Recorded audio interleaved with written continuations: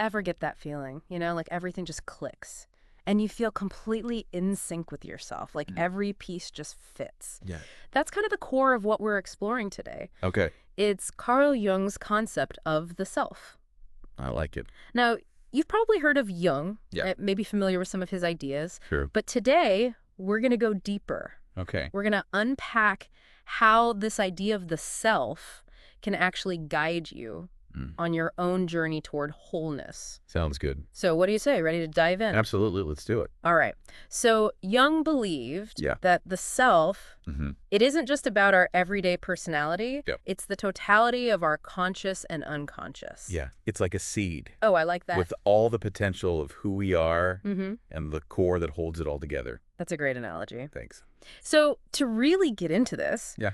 we've got some incredible sources lined up. Okay. We've got texts on Jungian psychology, mythology, even modern therapy approaches that have been inspired by Jung's work. It could be a good one. It is. It is. Our mission today is to connect the dots between all these different areas and pull out some practical wisdom that you can use in your own life. I like it.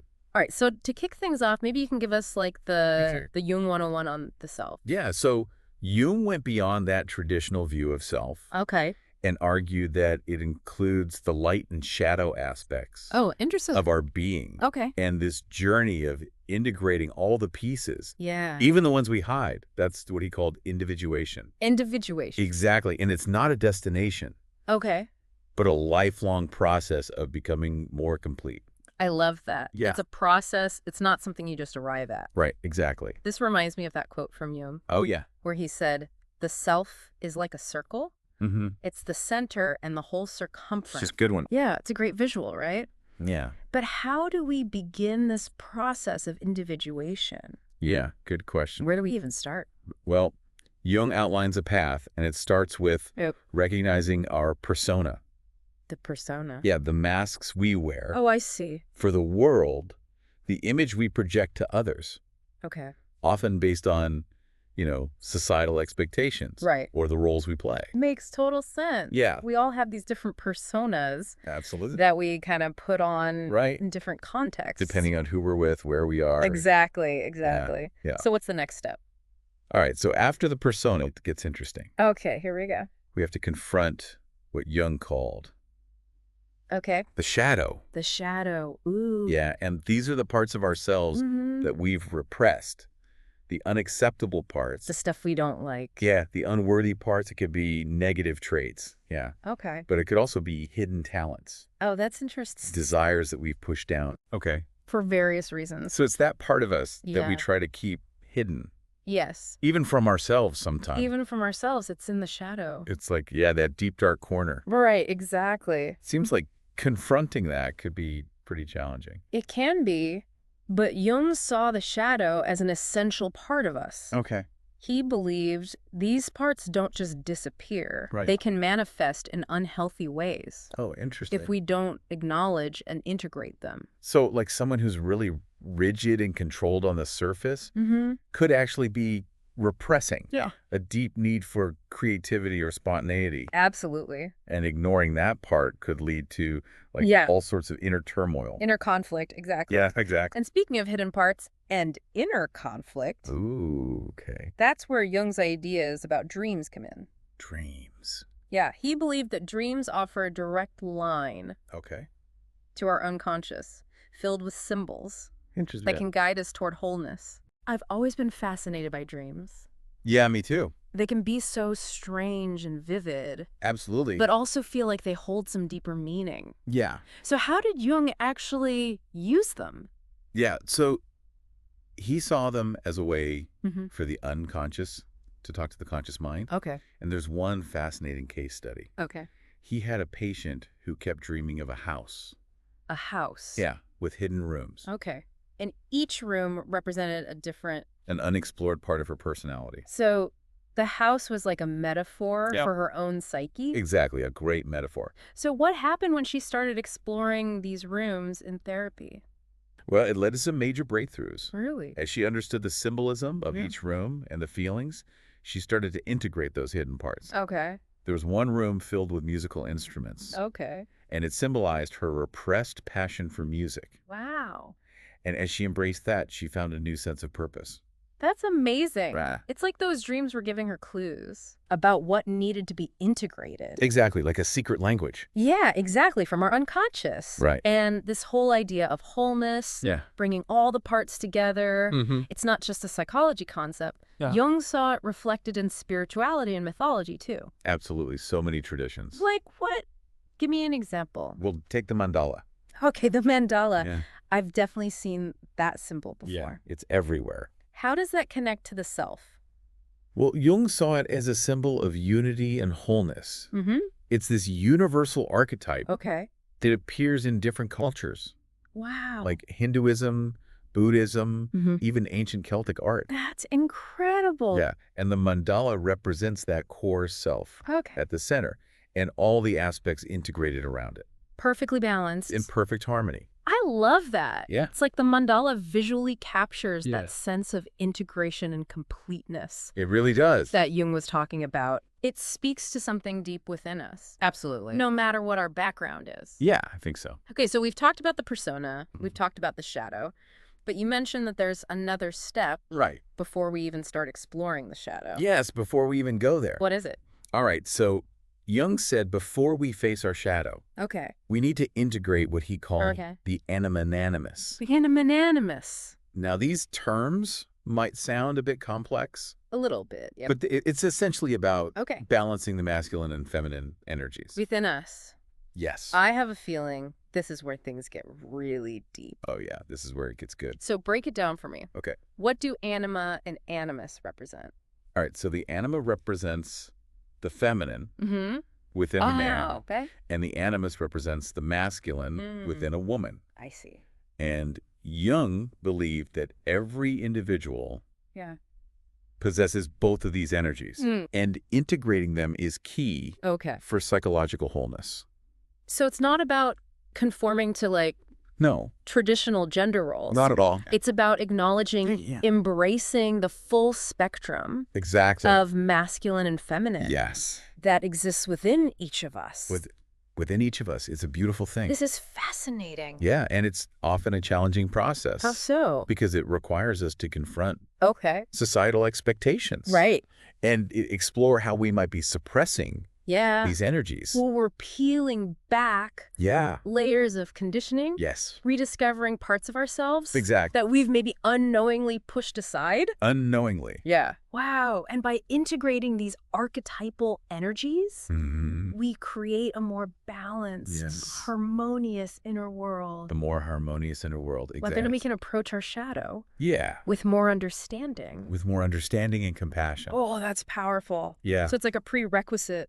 It is. It's like a step. Before we even go into the shadow work. You got it. This is all so insightful. It's a lot, right? It is, but it's like we're starting to see the bigger picture of how all these different aspects of Jung's work fit together. All weave together. I'm curious, how did Jung view the relationship between the self and the ego? Ah, that's a good one. Are they the same thing? So he saw the ego as the center of consciousness and the self as the totality, encompassing both conscious and unconscious. So the ego is just one part. Exactly, a very important part. Of the self. But just one part. But how do they interact? Well, Jung believed the ego can become inflated. Oh. Leading to a sense of separation from the self. It's like the ego trying to assert control and forgetting that it's just a small part. Forgetting it's a small part. Of a much larger whole. Exactly. And that's where individuation comes in. Okay. Right, connecting with the self and reestablishing a healthier relationship with the ego. Like putting it back in its place. Exactly. Understanding its limitations. Yeah. It's a valuable tool. But not the whole picture. Not the whole picture, exactly. This is so fascinating. I know, it's great stuff. It feels like we're just scratching the surface. Oh, we are. Jung's work is so rich. And you know what's really cool? What's that? It's how Jung's ideas are reflected in modern approaches to therapy and personal growth. Absolutely. Still so relevant. It seems like his work is still very much alive. Very much alive. We'll dive into those after a quick break. Okay, sounds good.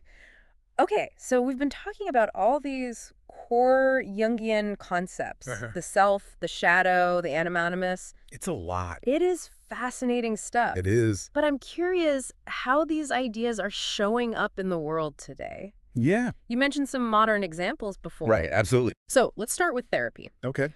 What are some examples of Jungian principles being used in modern therapy? Well, one that comes to mind right away is internal family systems therapy. IFS, yeah. I've heard about it, but not totally clear on how it connects to Jung. Okay, well, IFS focuses on understanding and harmonizing the different parts of our psyche. Parts? Yeah, it sees these parts as like sub-personalities that make up our internal system. So instead of viewing these parts as good or bad, IFS helps us understand them. And how they interact. Exactly. This reminds me of Jung's idea of archetypes. Yes, good connection. How so? Well, Jung saw archetypes as these universal, recurring patterns of thought and behavior that reside in the collective unconscious. Okay. IFS takes a similar approach. All right. But it focuses on the individual's unique set of parts. So it's like IFS is providing a framework for understanding those inner archetypal energies, but in a more personal, accessible way. Yeah, exactly. But how does that play out in therapy? So IFS therapists help clients get to know their parts, understand their motivations, and even communicate with them.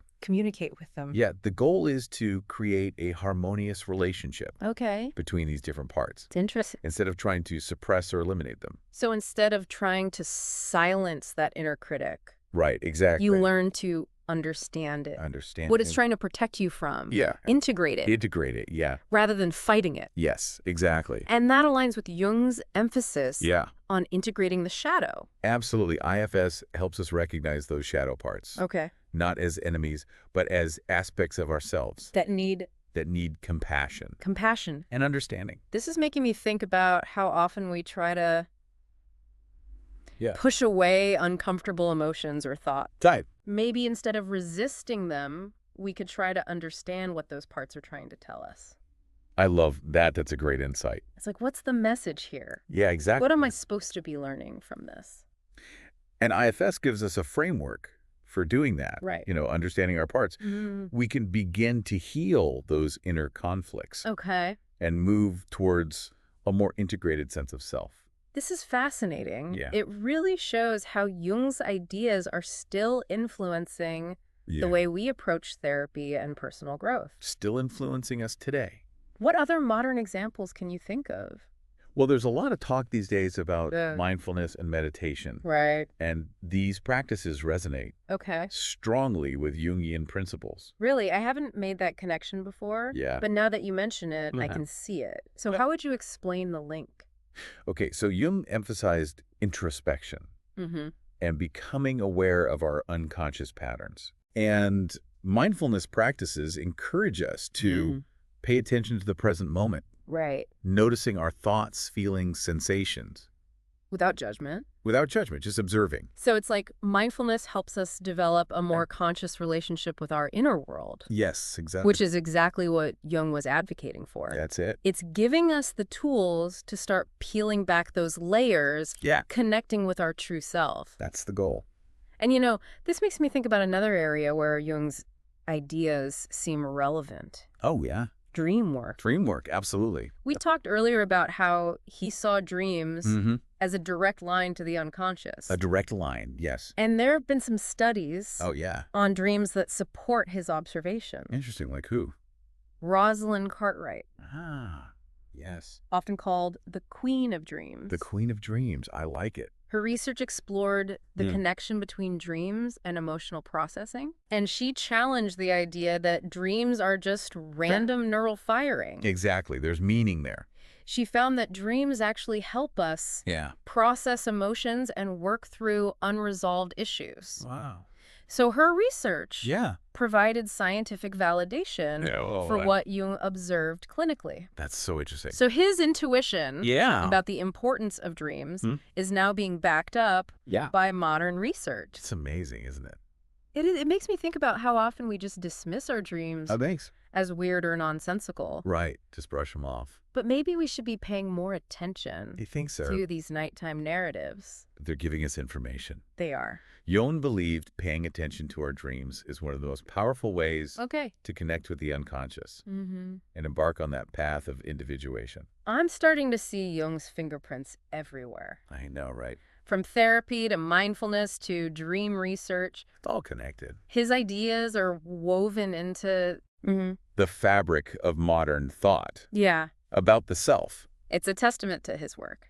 And speaking of resonance, yeah, I can't help but notice a connection between Jung's concept of individuation and the classic hero's journey. Oh, yeah. That we see in myths and stories. The hero's journey. Good one. Across cultures. I like that connection. Joseph Campbell, who studied mythology and comparative religion, outlined this archetype of the hero's journey. He did a lot of great work. Remind me, what are the key elements? So the hero starts in the ordinary world, receives a call to adventure, faces challenges and temptations, often encounters mentors and allies, and ultimately undergoes a transformation, returning home with new wisdom and strength. Sounds familiar. Right. That sounds very similar to the process of individuation. It really does. The hero facing their fears and emerging a more complete, integrated person. Exactly. And just like the hero confronts their shadow. Yes. We have to confront our own shadow selves. To achieve that wholeness. To achieve wholeness. Exactly. It's like these stories are giving us a blueprint. I love that. A blueprint. For our own journeys. Towards self-discovery. I think that's a great way to look at it. And it's not just ancient myths, right? No. Think about modern stories like Star Wars. Oh, yeah? The Lion King. Absolutely. They follow the classic hero's journey. They do. They resonate with us. Yeah. Because they tap into that universal archetype of transformation and self-discovery. Sort of transformation and self-discovery, exactly. Incredible how these themes transcend time and culture. They do. But was this journey of individuation a purely personal endeavor for Jung? That's a great question. Or did he see it as having a larger impact on society as a whole? That leads us to one of the most fascinating and hopeful aspects of his work. Okay, I'm ready. The collective unconscious. Here we go. And its connection to individuation. All right, let's dive in. We've been talking about this incredible journey of individuation, confronting our shadows, integrating our anima and animus, ultimately connecting with our true self. That's quite a journey. But does this personal transformation have any impact on the world beyond ourselves? That's a question that really fascinated Jung. Okay. He believed that individual growth, it doesn't happen in a vacuum. Okay. He saw a profound connection between our individual journeys and the evolution of the collective. So it's not just about our own personal enlightenment, but about contributing to something larger. Absolutely, something larger than ourselves. I'm curious, how did Jung conceptualize this connection? Well, he introduced this concept of the collective unconscious. Collective unconscious. It's a reservoir of universal archetypes, instincts, shared experiences that exist beneath our individual consciousness. So it's like we're all tapping into this vast interconnected web of human experience. Exactly. Even if we're not consciously aware of it. Right, it's there. Wow. And Jung believed that as individuals become more conscious and integrated through individuation, it actually impacts this collective unconscious. It changes it. It shifts it. So our personal journeys of self-discovery can contribute to a shift in the collective consciousness? I think so. That was his belief. That's a powerful idea. It is powerful. It makes me think about those moments when a cultural shift happens and suddenly ideas that were once taboo become more accepted. More mainstream. Is that the kind of impact he was talking about? It could be. Jung saw individuation as a force for positive change in the world. Interesting. He believed that as individuals become more conscious, aligned with their true selves, it creates a ripple effect. Oh, I like that. Leading to a more compassionate, creative, and just society. That's a hopeful vision. It is hopeful. Especially in a world that often feels so divided and chaotic. Yeah, I agree. It also seems like a daunting task. It can feel that way. How can we as individuals possibly make a difference? Well, Jung didn't believe Okay. that individuation was about achieving some perfect state Right. of enlightenment. It's not about being perfect. No, not at all. It's a process. It's an ongoing process, a lifelong commitment. A lifelong commitment. To self-awareness and growth. Okay, and he saw this commitment as a form of social responsibility. Absolutely. It's our responsibility to do our own work. So by doing our own inner work, striving to become more whole, we're contributing to a more evolved collective. Exactly. Every step we take matters. Wow. And even small acts of consciousness can make a difference. Like what? Give me an example. Like choosing to respond to a situation with compassion instead of anger. Okay. Speaking our truth with courage.